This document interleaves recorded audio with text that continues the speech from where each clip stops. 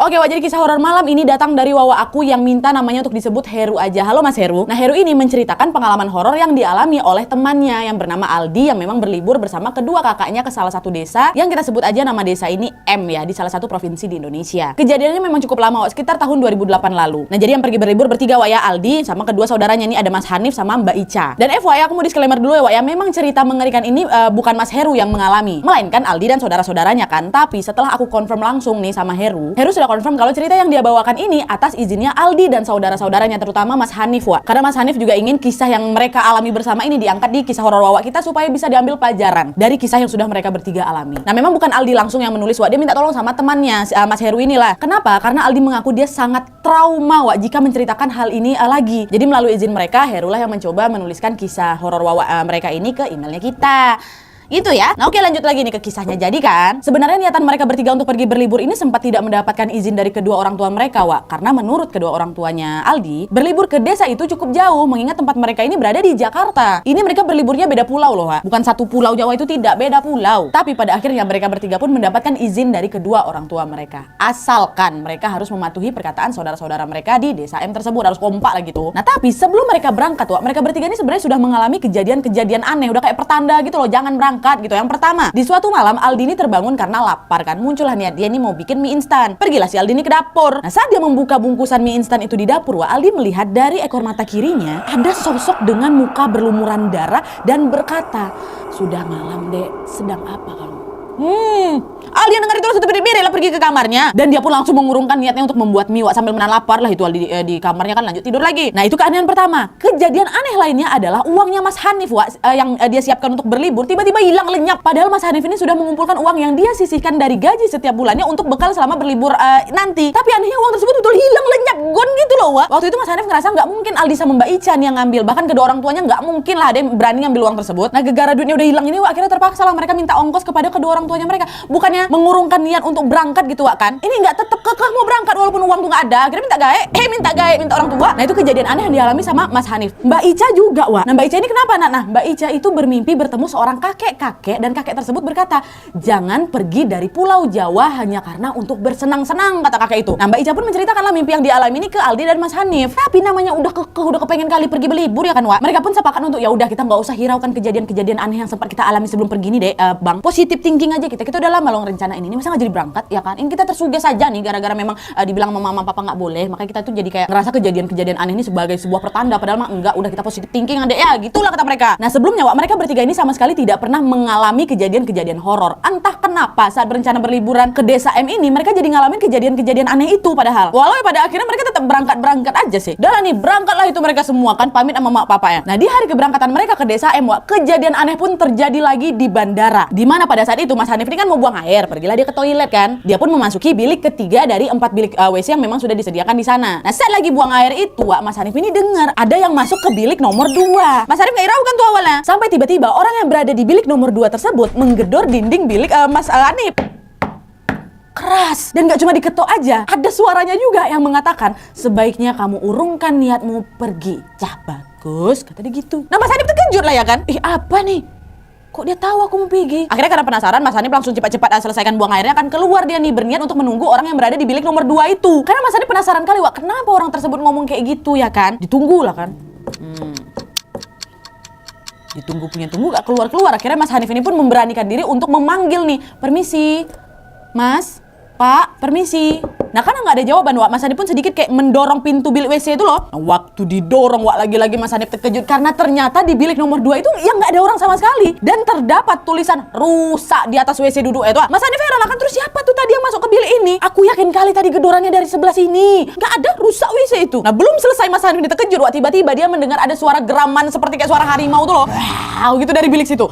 Akhirnya gara-gara itu tanpa pikir panjang Mas Hanif pun langsung berlari keluar ya kan. Nah, udah ada lagi tuh loh pertanda padahal kayak jangan berangkat. Nah, tapi masih kekeh juga kalian ala. Nah, singkat cerita, Wak, sampailah mereka di desa M ini. Nah, mereka ini dijemput oleh om mereka. Biar gampang kita sebut aja namanya Om Yadi, Wak, ya. Nah, karena setibanya mereka di desa M itu sore hari, Wak, dan jarak dari rumah Om Yadi ini masih cukup jauh, akhirnya mereka memutuskan untuk sholat maghrib berjamaah di musola dekat desa M. Habis itu barulah nih lanjut ke rumahnya Om Yadi. Nah, singkat cerita, mereka pun tibalah di rumahnya Om Yadi kurang lebih jam 7 malam lah gitu, Wak. Nah, sesampainya di rumah, Om Yadi menyampaikan kalau kalian tidak boleh ngomong sembarangan ya, karena ini bukan rumah kalian. Dan kalau kalian kalian misalnya mau main, jangan jauh-jauh dari rumah ini. Karena desa M ini masih dikelilingi hutan yang memang masih sangat rimbun kali. Dan kalau kalian sampai tersesat ke dalam hutan itu, akan sangat sulit mencari kalian. Paham? Ya om, paham. Oke, kata mereka. Nah FYI, Om Yadi ini memang tinggal sendirian di rumahnya di desa M itu. Karena Om Yadi ini bekerja di pabrik pengelola gula tebu di daerah situ. Dan anak sama istrinya tinggal di Jogja katanya. Dah lah tuh kan, akhirnya udah sampai. Mereka pun asik-asik ngobrol lah, Wak. Dan tidak terasa waktu sudah menunjukkan pukul 11 malam. Dah tidur yuk dek. Mas, udahlah pada tidur tuh. Istirahat ya kan? Dah tuh. Nah 3 hari berlalu tidak ada keanehan yang terjadi di desa M itu, Wak. Sampai di hari keempat, Om Yadi ini mau pergi ke pasar yang memang lokasinya cukup jauh dari rumah. Karena persediaan makanan mereka di rumah itu sudah menipis. Terus Aldi sama kedua kakaknya ini dititipkan kepada sesepuh kampung. Nah, kita sebut aja nama sesepuh ini Pak Rahmat ya. Pak Rahmat, saya titip 3 keponakan saya ya, saya mau pergi ke pasar. Oh ya udah ya, nggak apa-apa, nanti saya liatin, kata Pak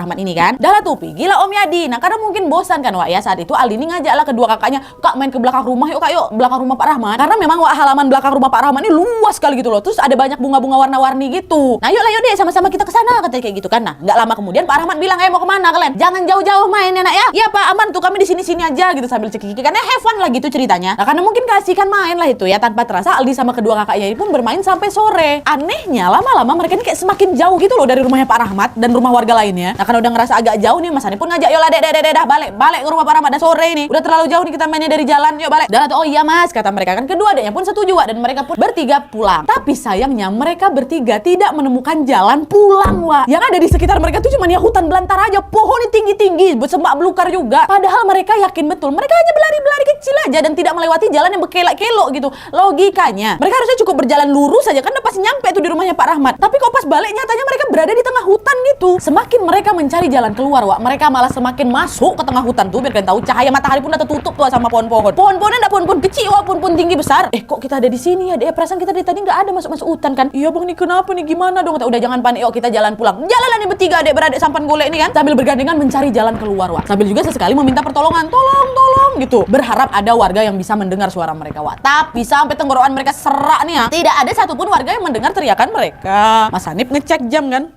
Aduh, tidak terasa ternyata hari sudah jam 8 malam Wak. Lepas 8 malam. Tadi mau balik sebelum asar ya kan, sampai jam 8 malam ya kelelahan lah mereka. Saking lamanya mereka mencari pertolongannya. Akhirnya mereka pun memutuskan untuk ya udah yuk kita istirahat lah di bawah pohon tuh yuk. Iyalah bang, udah nggak kuat adik, dah istirahat lah tuh, duduk bertiga di bawah pohon kan. Mungkin saking capeknya Wak, terlelap, ketiduran mereka di sana. Nah di tengah tidurnya Wak, Mas Hanif ini terbangun dan sadar kalau mereka masih berada di tengah hutan juga. Aku pikir mimpi tadi, rupanya betulnya kami belum keluar juga. Akhirnya Mas Hanif pun langsung membangunkan kedua adiknya kan, dan kembali mencari tempat yang lebih aman lagi Wak. Yuk lanjut lagi yuk, bismillah yuk, nggak apa-apa, kita bentar lagi balik kok, udah ya. Dah lah tuh, saat mereka bertiga berjalan kembali Wak, mereka menemukan ada cahaya nih di balik semak belukar. Melihat itu ya mereka sangat lega dan senang lah kan, karena akhirnya Wak kita bisa menemukan pemukiman warga, kata mereka gitu kan. Tapi ternyata betapa terkejutnya dan terherannya mereka bertiga setelah mereka menyadari bahwa mereka sedang tidak berada di sebuah pemukiman biasa Wak, melainkan pemukiman dengan rumah kayu yang beratapkan jerami dan penduduknya hanya menggunakan jerami pada bagian, maaf ya, bagian itu kemaluannya. Ini bukan warga biasa nih. Dan apesnya lagi Wak, keberadaan Aldi sama kedua kakaknya itu diketahui sama penduduk sana. Dan kalian tahu mereka bertiga ini pun langsung ditodong pakai tombak dan tangan mereka langsung diikat Wak. Diikat tangan mereka bertiga. Ya Allah. Nah Aldi mengatakan bahwa pemukiman itu sebenarnya bagus Heru. Rumah-rumah itu memang tradisional, penerangannya juga bagus. Tapi kami ngelihat itu dalam keadaan tangan terikat macam tawanan. Udah pasti kami ketakutan setengah mati lah kan, menangis lah mereka ini semuanya Wak. Terutama siapa, Mbak Ica. Kenapa nih Kak, tolong Mas, macam mana nih Mas ya, kita gimana nih di dalam, kita nih di tempat apa nih Mas? Mas Adi pun mencobalah menenangkan kedua adiknya kan. Udah tenang kok, tenang. Ini pasti ada jalan keluarnya, udah tenang. Tapi namanya juga udah takut ya kan, diikat pula tuh tangannya. Ya kira mereka cuma bisa pasrah dan nangis lah Wak. Nah terus tidak lama kemudian mereka bertiga nih kayak didatangi sama semacam kepala suku gitu lah Wak. Karena kata Aldi, cara berpakaiannya itu kayak sedikit berbeda dengan penduduk-penduduk lainnya. Dimana kepala suku itu menggunakan bulu-bulu burung merak gitu yang diikat di kepalanya dan menggunakan kayak kalung tengkorak yang mereka sendiri juga nggak yakin itu tengkorak siapa. Kalau kata Mas Hanif, kalau misalnya dilihat tuh ya kayak tengkorak kepala monyet. Nah, dan pada saat itu kepala suku ini berbicara dengan bahasa Melayu Wak. Sedangkan penduduk-penduduk lainnya menggunakan bahasa yang Aldi sama kedua kakak itu nggak mengerti sama sekali. Nah, kepala suku ini bertanya intinya, kalian ini siapa dan datang dari mana? Nah, Mas Hanif yang memang sedikit mengerti mengerti bahasa Melayu pada saat itu pun akhirnya menjelaskan lah dari A sampai Z gini Pak, tang diceritain tuh semuanya. Sampai akhirnya kenapa mereka bisa ada di tempat ini. Nah setelah dijelaskan, wah ikatan tangan mereka itu pun akhirnya dilepas nih atas persetujuan kepala suku. Dan mereka pun langsung dijamu sama makanan yang berbahan dasar singkong, buah-buahan dan juga ada minuman wah. Nah Aldi sama kedua kakaknya memang gara-gara kelaparan ya kan, langsung menyantap jamuan dari kepala suku itu. Dan selain dijamu makanan dan minuman juga wah, Aldi dan kedua kakaknya ini diminta untuk menginap di sana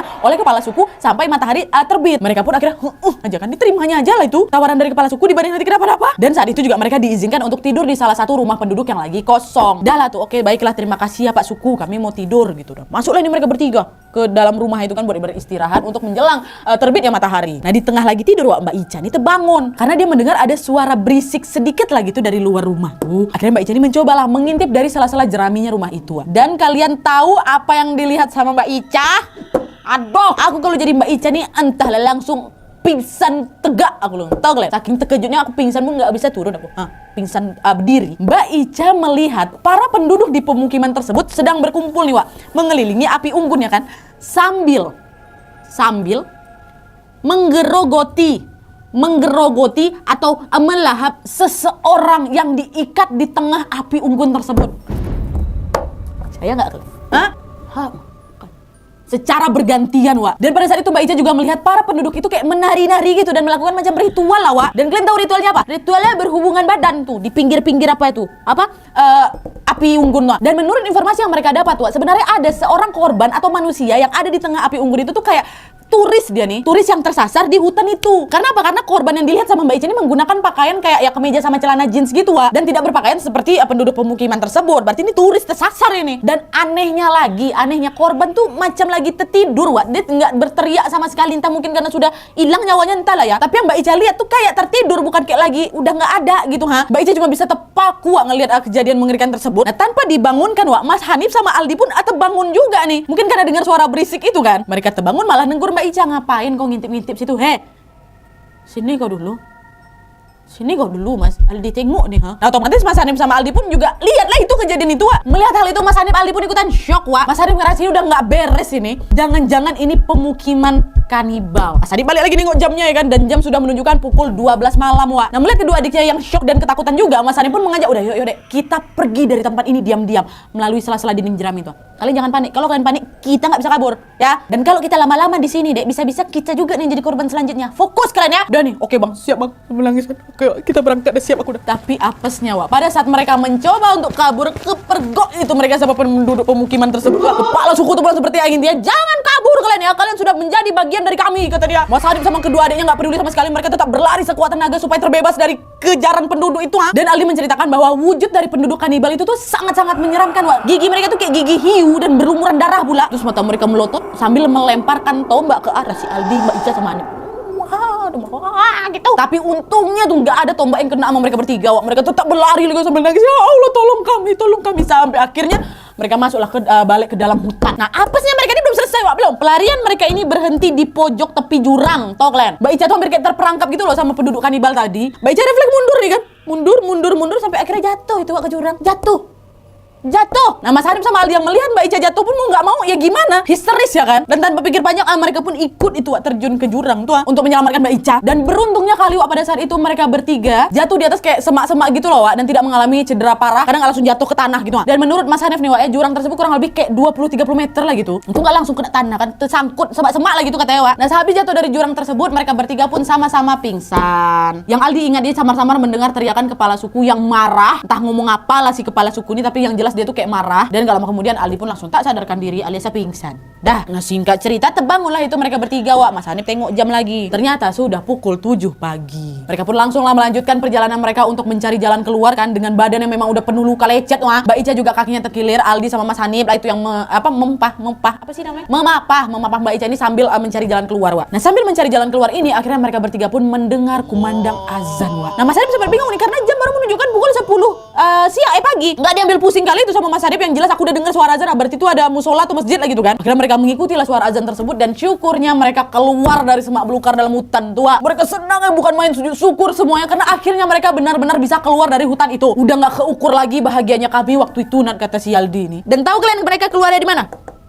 bukan keluar di belakang rumahnya Pak Rahmat, bukan, melainkan di belakang musola tempat mereka sholat maghrib saat pertama kali nyampe desa M tuh. Masih ingat kalian kan? Itu masih jauh loh ke rumahnya Om Yadi dan Pak Rahmat. Keluarnya di situ. Dan pada saat itu mereka pun bertemulah dengan jamaah yang sedang menunaikan sholat berjamaah di musola itu. Dan menurut informasi mereka ternyata sudah menghilang 1 minggu. Padahal mereka cuma ngerasa paling 2 hari itu kita dalam hutan tuh kan. 1 minggu kau hilang. Dan ternyata juga jam tangannya Mas Hanif ini udah rusak setelah dilihat-lihat lagi, Wak. Makanya dia heran kenapa jam 10 udah berkumandang azan. Nah, rusak abang jamnya, rusak jam abang, Bang. Nah, terus setelahnya warga dan Om Yadi pun langsung membawa mereka ke rumah sakit terdekat. Kedua orang tuanya mereka pun langsung tuh datang ke desa M juga tuh dari Jakarta. Karena ya khawatir lah ketiga anaknya hilang 1 minggu. Dan akhirnya mereka bertiga pun menceritakan apa yang mereka alami ke kedua orang tuanya, ke Om Yadi, ke Om Rahmat, tentang apa yang sudah mereka lalui selama di hutan. Wak, mulai dari tersesat, itu menemukan pemukiman kanibal tadi, sampai terjatuh ke jurang itu, semua mereka ceritakan. Nah, mendengar cerita Aldi dan kedua kakaknya, Wak, Pak Rahmat yang sesepuh tadi, dia kayak confirm gitu loh. Memang betul masih ada suku-suku di pedalaman yang memang kental kali dengan dunia magic. Magis. Dan Pak Rahmat juga sangat bersyukur mereka bisa keluar dari hutan dan lepas dari para penduduk pemukiman kanibal itu. Tapi memang tidak diketahui dari suku mana penduduk yang mereka temui tersebut, Wak. Dan Pak Rahmat juga mengatakan kalian hilang selama 1 minggu, padahal kalian baru ngerasa 2 hari aja hilangnya kan. Karena apa? Karena kalian sudah memasuki dunia gaib di hutan tersebut. Tapi yang jelas mereka semua yang ada di sana sangat bersyukur Aldi, Mas Hanif dan Mbak Ica bisa pulang dengan keadaan selamat, walaupun memang luka-luka lecet ya kan. Biarlah itu luka-luka lecet dibanding jadi korban. Ya kan? Dan setelah pulih mereka semua pun balik lagi ke Jakarta, Wak. Dan gak sampai di situ aja, kejadian aneh sekali lagi terjadi sama Mas Hanif. Dimana pada saat Mas Hanif menggunakan toilet yang ada di dalam pesawat, Wak, yang lagi terbang nih menuju kemana, ke Jakarta, Mas Hanif kembali mendengar suara dari toilet yang mengatakan, "Sudah saya peringatkan kamu ya Cabakus, jangan pergi." Dan pesawat tuh menengok siapa, kiri kan orang pengap semua kok di situ. Mas Hanif dengar itu terkejut lah dan langsung membuka pintu toilet, Wak. Tapi nggak ada siapapun yang dia temukan depan pintu tuh. Dan setelahnya lagi-lagi Mas Hanif kembali mendengar suara geraman harimau pada saat itu di pesawat. Dan sejak saat itu Mas Hanif ini pula, Wak, yang jadi kayak peka gitu loh terhadap hal-hal mistis dan makhluk tak kasat mata. Tidak balik dari hutan, Wak. Untung kali sama Mbak Ica tidak. Oke, Wak, jadi itu tadi pengalaman horor yang dialami Aldi sama kedua kakaknya, Mas Hanif sama Mbak Ica, yang tersesat di hutan ya kan, sampai ketemu pemukiman kanibal dan hampir pula dijadi korban selanjutnya ya. Ini semua wallahu a'lam, karena memang semua mereka yang ngalamin, bukan kita ya kan. Memang banyak kali celah untuk orang skeptis yang makin gak percaya sama cerita ini, pasti kayak di film-film kan, Wak. Tapi apa daya, ini pengalaman mereka. Semua kembali lagi ke kepercayaan kalian masing-masing nih, Wak, ya. Karena mungkin kita bakal skeptis kalau memang itu belum terjadi sama kita. Nanti giliran orang skeptis yang ngalamin itu, balik diskeptiskan kau nanti ya kan. Jadi sekali lagi semua kembali ke kepercayaan masing-masing nih, Wak, ya. Dan yang jelas dari cerita ini Mas Hanif berpesan, memang kalau kita berkunjung ke tempat orang, ke tempat manapun, kita harus menghargai peraturan di tempat yang kita kunjungi ya. Jangan kalian iya kan tapi nggak dihiraukan. Tengok mereka bertiga udah dibilang sama orang tuanya jangan. Dan berkali-kali juga mereka dapatkan kejadian aneh yang seolah-olah melarang atau menghambat mereka untuk berangkat atau tak berangkat. Intinya kuncinya nih, Wak, ya, nurut tuh kata orang tua. Ya, dan yang jelas aku pengen banget dengar pendapat kalian soal kisah satu ini. Apakah dari kalian juga pernah mendengar tentang pemukiman kanibal di Indonesia? Atau mungkin kalian juga pernah mengalami sama kayak Mas Aldi dan saudara-saudaranya? Kalian tolong tulis di kolom komentar di bawah, Wak, ya. Dan